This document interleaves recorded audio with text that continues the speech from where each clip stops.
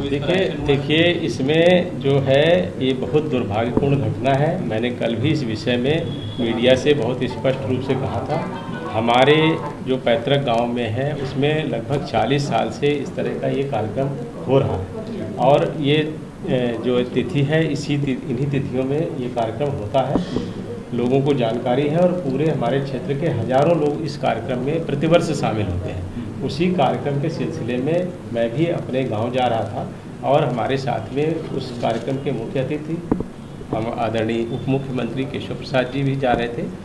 लेकिन इसी दौरान यहाँ के जो किसानों के नाम पर आंदोलन कुछ लोग कर रहे हैं, उन लोगों ने वहाँ पर धरना प्रदर्शन करने की एक योजना बनाई और जब हमारे कार्यकर्ता हमारे लोगों को रिसीव करने के लिए जा रहे थे उप मुख्यमंत्री जी को, उसी दौरान उन किसानों के बीच में छुपे हुए कुछ उपद्रवी तत्वों ने इस तरह से पत्थरबाजी की जिसके कारण वहाँ पर वो गाड़ियाँ रुक गईं और गाड़ियों से फिर निकाल करके कार्यकर्ताओं को हमारे लाठी डंडों और तलवारों से पीट करके उनकी हत्या की गई। गाड़ियों को सड़क से खाई में धकेल करके वहाँ पर उसको जलाया गया और भी दूसरी गाड़ियाँ जलाई गई, दूसरी गाड़ियों में तोड़ फोड़ हुई।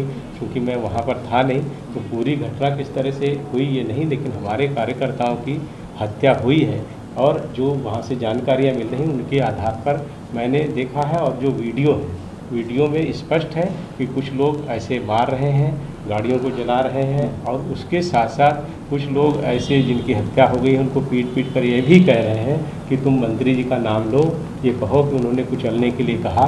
इस तरह की बातें भी उन लोगों ने की है। लेकिन हमारे कार्यकर्ताओं की जो हत्या हुई है वो बेहद दुखद है।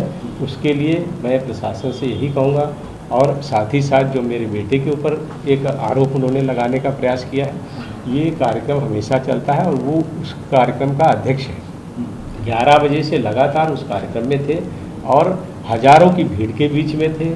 पुलिस प्रशासन, एसडीएम, सीओ ऐसे सारे लोग वहाँ पर मौजूद थे, उन सब के बीच में थे। तो इस तरह के आरोप लगाना बिल्कुल झूठा और मिथ्या है कि वो उसमें शामिल थे।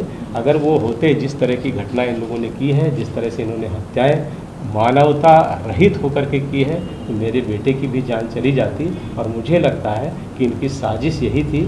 शायद उन्होंने जो मेरी गाड़ी कार्यकर्ताओं को लेके जा रही थी उसको देख करके ही ये समझा हो कि मेरा बेटा इसमें है, तो उसकी हत्या करने के लिए भी हमला ये हो सकता है। लेकिन सर एक बात बताइए, एक मिनट रुक जाइए। उसके साथ ही साथ मैं ये भी कहना चाहता हूँ, हमारी प्रशासन से और हमारे मुख्यमंत्री जी से ये मांग है कि हमारे जो कार्यकर्ता मारे गए हैं उनको 50-50 लाख रुपए का मुआवजा दिया जाए। उसके साथ साथ जो दोषी हैं उनके विरुद्ध और जो ये घटनाक्रम है जो उन्होंने एफआईआर दर्ज कराई है उसकी न्यायिक जांच हो, एसआईटी जांच हो, सीबीआई जांच हो, किसी भी तरह की कोई भी जांच हो, बड़ी से बड़ी जांच हो, रिटायर्ड जज से हो, मौजूदा जज से हो, ये सब करा करके जो भी एविडेंस कलेक्ट हो, जो साजिश पता चले, ऐसे सब लोगों के विरुद्ध कड़ी कार्रवाई की जाए। 4 लोग जो मारे गए थे वो जो किसान बताए जा रहे हैं, तो वो कैसे मारे गए? अगर देखिए मैं वहाँ पर तो था नहीं, ना मेरा बेटा वहाँ पर था। वहाँ पर वो किन परिस्थितियों में मारे गए ये तो जो वहाँ लोग मौजूद हैं वही बता सकते हैं। राकेश टिकैत का कहना है कि केंद्रीय मंत्री और उनके बेटे के खिलाफ एफआईआर की बात प्रशासन ने उन्हें बताई है, लेकिन जब तक कॉपी नहीं आती, जब तक उन्हें एफआईआर की कॉपी नहीं दी जाती, तब तक वो ये देखिए ये उनका विषय है। राकेश टिकैत लगातार इस देश में अस्थिरता फैलाने का काम कर रहे हैं और ये उनका प्रयास लगभग 1 साल से जारी है और इसी हर घटना पर वो राजनीति करते हैं, जबकि सबसे पहले एफआईआर उन्हीं पर दर्ज होना चाहिए जिस तरह की घटनाएं उन्होंने की हैं। सुप्रीम कोर्ट ने भी उसको संज्ञान में लिया है और अभी 3-4 दिन पहले ही जिस तरह से सुप्रीम कोर्ट की टिप्पणी आई है उससे भी उनको समझना चाहिए। और जिस तरह से लोग देखे गए हैं, समाजवादी पार्टी के जिला अध्यक्ष जो रुद्रपुर से आकर के इस कार्यकर्ता सम्मेलन को भड़का रहे थे, जो लोग मारे गए ऐसी मुझे सूचना मिली है, मैं सुनी हुई बात ही बता रहा हूँ कि नानपारा बहराइच के रहने वाले थे। इसी तरह से पूरनपुर, पीलीभीत, इस तरह की जो साजिश करके लोग आ रहे हैं। राकेश टिकैत जी को भी देखना होगा कि किसान आंदोलन में अराजक तत्व अगर आ रहे हैं तो उसका रोकने की भी जिम्मेदारी उनकी है और उसके कारण अगर कोई घटना होती है तो राकेश टिकैत पर एफआईआर। मेरा सवाल ये सर कि आप जिस दौरान कॉन्वॉय से गुजर रहे थे, क्या इस हिंसक झड़प के पहले आपके कॉन्वॉय पर पत्थरबाजी हुई? कोई पत्थर नहीं, हमारा रूट डाइवर्ट कर दिया गया था और हम थोड़ा उससे पहले से हम लोगों को दूसरे रास्ते से घुमा दिया। क्या प्रशासन ने दौरान कोई विरोध नहीं दर्ज हुआ था? नहीं, हमारे जहाँ पर वो विरोध के लिए इकट्ठा हुए थे उस रास्ते की बजाय दूसरे रास्ते से हमको प्रशासन लेकर के कार्यक्रम स्थल पर जा रहा था। क्या प्रशासन को अंदेशा था कि इस तरह की कोई घटना घट सकती है? अब ये देखिए, इसका उचित जवाब जो यहाँ के प्रशासन के लोग हैं वो दे पाएंगे। मैं तो परसों रात में ही दिल्ली से आया हूँ, तो यहाँ की जो सारी जानकारी है वो यहाँ के प्रशासन से आप पूछें। ये जानकारी मिली कि प्रशासन ने इस कार्यक्रम को निरस्त करने की सलाह दी थी। अब अगर निरस्त करने की सलाह दी होती तो निरस्त हो ही जाता। ये तो कार्यक्रम कुछ ऐसा नहीं था, ये हमेशा से होता था और ये प्रतिवर्ष होता है और हजारों लोग शामिल थे और कार्यक्रम हुआ। ऐसा नहीं कि कार्यक्रम में वहाँ कोई पहुँचा भी नहीं।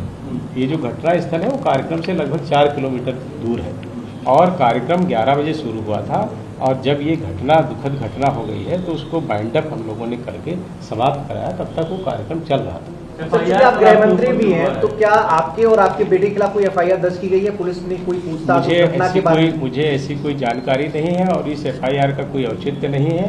अगर FIR दर्ज की जाती है तो गलत तथ्यों पर होगी और मेरा पूरा विश्वास अपने इन्वेस्टिगेशन पर है, अपने शासन पर है, प्रशासन पर है।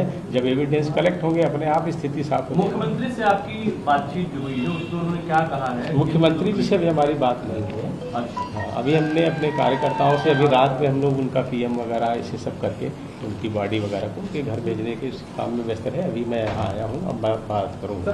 आपने कोई तहरीर दर्ज कराई है? कार्यकर्ताओं की आपकी मौत हुई है, उनकी क्या लाठी डंडों से पीट के मौत हुई? जी, गोली मारने से मौत हुई है? देखिए मैं वहाँ पर था नहीं, लेकिन जो वीडियो मैंने देखा है उसमें लाठी डंडे और तलवारों से उन पर प्रहार हो रहा है। कांटे से एक को मारा गया है, वो वीडियो मैंने देखा क्योंकि मैं मौके पर तो था नहीं तो मैं पूरी घटना बता सकूं।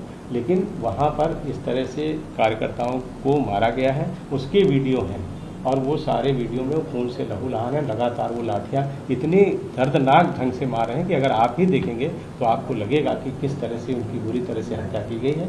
मैं प्रशासन से मांग करता हूँ इसके खिलाफ जो भी लोग उनके विरुद्ध कार्रवाई भी हो और हमारे सोशल मीडिया पर वीडियो वायरल हो रहा है। गृह राज्य मंत्री हैं, आपको लगता है कि कहीं एक चूक हो गई है? अगर वो चूक बचाई गई, देखिए कोई भी घटना जब होती है उसके बाद बहुत सारी चीज़ें ऐसे निकल करके आती हैं कि हाँ अगर ये ना किया होता तो ना होता, या कार्यक्रम में ही हम ना जाते या वो रिसीव करने ना जाते, ऐसी बातें बहुत सारी होती हैं।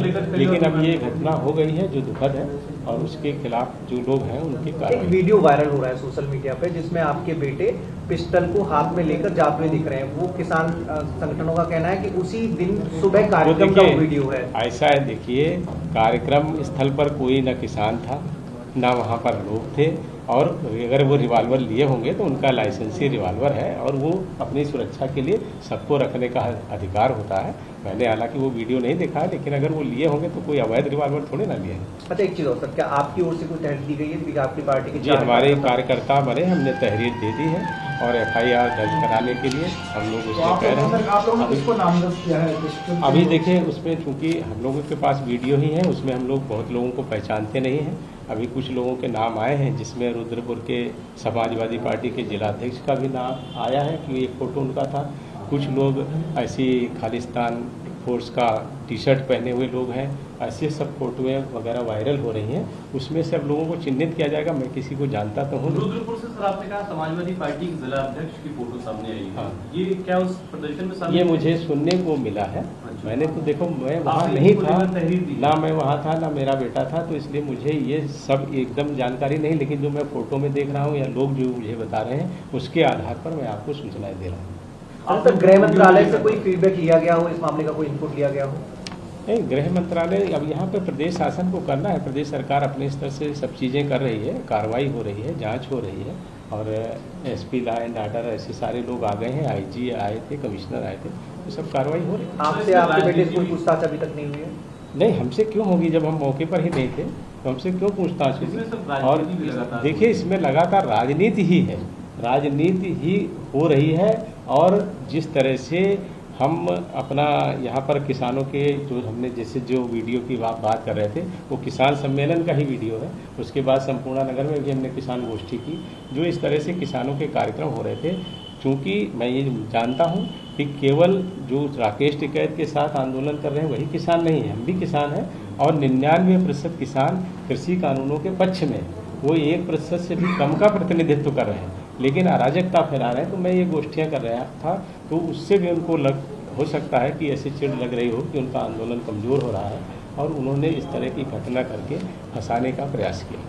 अखिलेश यादव, प्रियंका गांधी और छत्तीसगढ़ के मुख्यमंत्री भूपेश बघेल, पंजाब के सीएम और दूसरे राजनीतिक दल के लोग लगातार यूपी आना चाहते हैं। सरकार ने हालांकि चूंकि अराजकता ना करे इसलिए उनको रोका हुआ है। आपको लगता है कि संवेदनशील मसला है और इसको लेकर? देखिए, बिल्कुल संवेदनशील मसला है, लेकिन जो लोग संवेदनशील नहीं हैं, जिनके लिए राजनीति सब कुछ है, कुर्सी पर पहुंचना ही उनका लक्ष्य रहता है, ऐसे सब लोग ऐसी दुर्भाग्यपूर्ण घटनाओं पर राजनीति करते हैं। लेकिन हमारी संवेदना है हमारे कार्यकर्ताओं के साथ, और जो किसानों के या जो समूह में शामिल थे उन लोगों की भी मृत्यु हुई है, उनके प्रति भी हमारी संवेदना है। हम संवेदना और सहानुभूति से उनके परिवारों के साथ खड़े हैं। साथ ही साथ हमारा यह भी प्रयास होगा कि ऐसे सब लोगों को सरकार ठीक तरह से उनका मुआवजा मिले, उनके परिवार की जो भी हम मदद कर सकें उनको हम करेंगे। सर, एक आखिरी सवाल, जिस तरह से किसान संघ रहा है कि आपके बेटे की गिरफ्तारी हो और आपको इस्तीफा और अगर देखिए, इस देश में लोकतंत्र है, कानून का राज है। किसी के कहने से अभी हम कह दें कि हम भाई फला आदमी की गिरफ्तारी करो, ऐसे तो नहीं हो सकती। जब सारे लोग जानते हैं, जो लोग FIR करा रहे हैं उनको भी पता है कि ना हमारे बेटे वहाँ पर थे ना हम थे, ये सारे लोगों को पता है। कार्यक्रम स्थल और घटना स्थल में 3-4 किलोमीटर की दूरी थी, और जिस तरह से उन्होंने लोगों को पीट कर मारा है, अगर हमारे बेटे होते तो वो भी जीवित नहीं बचे होते। ये सारी जो घटनाएं हैं वो अपने आप में स्पष्ट करती हैं कि ना मैं वहाँ पर था, ना मेरा बेटा था। कार्यक्रम स्थल 3 से 4 किलोमीटर दूर था।